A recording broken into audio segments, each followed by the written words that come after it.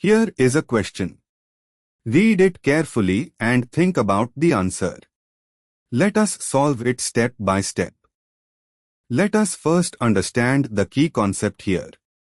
Tollens reagent, ammoniacal silver nitrate, gives a positive test, silver mirror, with aldehydes, which are oxidized to carboxylic acids.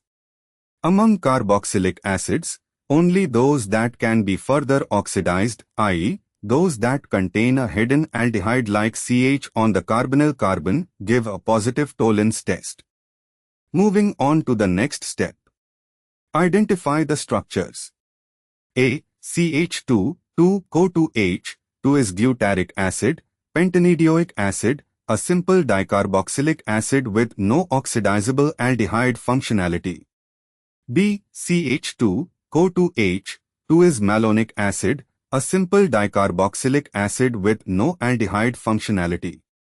C. The vertical structure CO2H vertical bar CO2H represents oxalic acid, ethanidioic acid, a dicarboxylic acid with no aldehyde functionality. D. HCO2H is formic acid, methanoic acid. Moving on to the next step. Analyze formic acid, option D. Formic acid has the structure HC is equal to O. Unlike other carboxylic acids, its carbonyl carbon bears a hydrogen atom, HC is equal to O, giving it both acid and aldehyde character.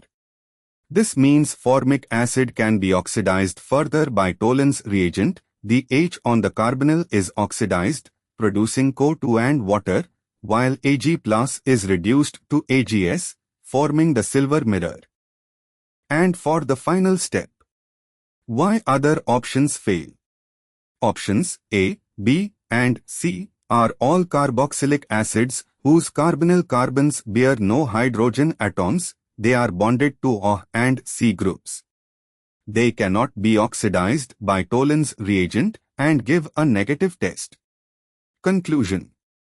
Only HCO2H, formic acid, gives a positive Tollens test among the given options because it possesses an aldehydic hydrogen on its carbonyl carbon, allowing it to act as a reducing agent.